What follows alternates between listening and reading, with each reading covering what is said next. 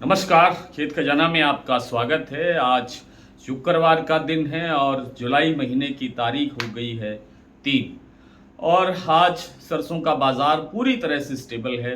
हर मंडी और हर प्लांट और हर बाज़ार के अंदर भाव जो कल थे वही वहीं पर खड़े हुए हैं। हालांकि कल देर शाम को एक चर्चा चल रही थी, ख़ास तौर पे व्हाट्सएप ग्रुपों में, कि नेफेड ने एक 40, 45, 42 लाख टन सरसों की बिक्री की घोषणा की है और जल्द ही बिक्री शुरू हो जाएगी और ये है वो है इस तरह की। अब सच्चाई कितनी है, मैंने तो नेफेड में बात की थी और नेफेड से मुझे यही उत्तर मिला कि अभी इस तरह का कोई प्लान नहीं है। लेकिन जो चर्चाएं जो जोर पकड़ रही हैं वो ये कह रही हैं कि नेफेड के नेफेड के पास जो स्टॉक है वो पर्याप्त नहीं है। सरकार ने इस बार बहुत कम जो सरसों की खरीद की है, इसलिए बिक्री का कोई औचित्य ही नहीं बनता है। और अगर मान लीजिए कि अगर सरकार का इस तरह का कोई फैसला आता, या नेफेड का या किसी हैफेड का या किसी और एजेंसी का इस तरह की बिक्री करने का अगर ऐलान आता, तो आज सरसों का बाजार कल की तुलना में 200 रुपये कमज़ोर होकर के खुलता, यानी बाजार में 200 रुपये से ज़्यादा की गिरावट आ सकती थी। लेकिन बाजार चूंकि स्टेबल खुला है, तो इसका मतलब ये है कि बाजार में इस तरह की कोई अफवाहें नहीं हैं। सिर्फ और सिर्फ सरसों तेल की जो जो डिमांड है वो आगे नहीं बढ़ रही है, ना घट भी नहीं रही है, आगे नहीं बढ़ रही है। एक सीमित सी मांग बनी हुई है और खल के अंदर ज़्यादा डिमांड नहीं है, और इन सब कारणों से बाजार के अंदर सरसों तेल पर दबाव है। सरसों तेल पर दबाव है तो उस कारण से सरसों पर दबाव है। कुछ विदेशी तेलों में 2 दिन से लगातार, 2 या 3 दिन से लगातार जो गिरावट चल रही है, खास तौर पे क्रूड में जब से गिरावट आई, फिर तब उसके बाद शिकागो के अंदर सोयाबीन का तेल टूटा। सोयाबीन के तेल टूटने से पाम पर भी दबाव आया। आज पाम तेल केएलसी, जिसे हम बोलते हैं पाम तेल वायदा, केएलसी आज 1.8% गिरावट साप्ताहिक मतलब बेस पर, साप्ताहिक आधार पर आज 1.8% गिरावट के साथ बंद हुआ है।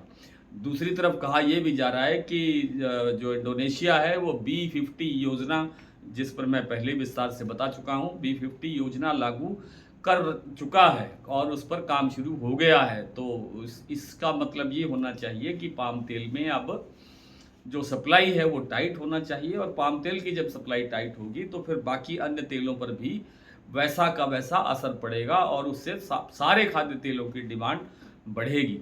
तो आज का जो बाजार है सरसों का वो स्टेबल है। मतलब जो भरतपुर मंडी का भाव है वो 7531 पर खुला है, कल 7530 पर खुला था, आपको याद होगा। जयपुर का भाव 7925 पर स्टेबल है। चरखी दादरी दिल्ली लाइन पूरी तरह स्टेबल है। गोयल कोटा प्लांट का भाव 7800 पर स्टेबल है। सलोनी प्लांट ने कल जहां क्लोजिंग दिया था 50 रुपए टूटने के बाद, आज वहीं से बाजार खुला है, यानी पूरी तरह से स्टेबल है।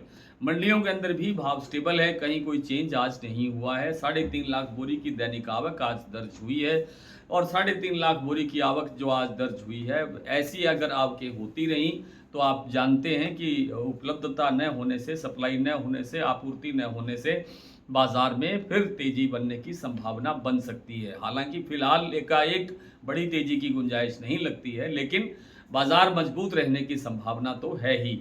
आइए कुछ प्लांटों की, कुछ मंडियों की स्थिति फिर से देख लेते हैं। जैसा मैंने बताया कि भरतपुर मंडी का भाव 7531 पर खुला, 7925 पर जयपुर है, दिल्ली 7700, चरखी दादरी 7650, अलवर 7600, बरवाला 7350, हिसार 7100, गोयल कोटा 7800, मोरेना 7550, ग्वालियर 7500, खैरथल अप्रॉक्सीमेट 7500, टोंक मंडी 7630, डिवाई 7650, सिवानी 7475, नड़वई 7531, खेरली मंडी 7550, गंगापुर सिटी 7631, रेवाड़ी मंडी 7500 रुपये, धौलपुर 7700, गंगापुर सिटी 7600, हिंडौन 7592, देईबुंदी 7700, सब सुमेरपुर मंडी 7820, जो अडानी के प्लांट है बूंदी और अलवर, वहां पर भाव है 7850, इनमें भी कोई आज चेंज नहीं है।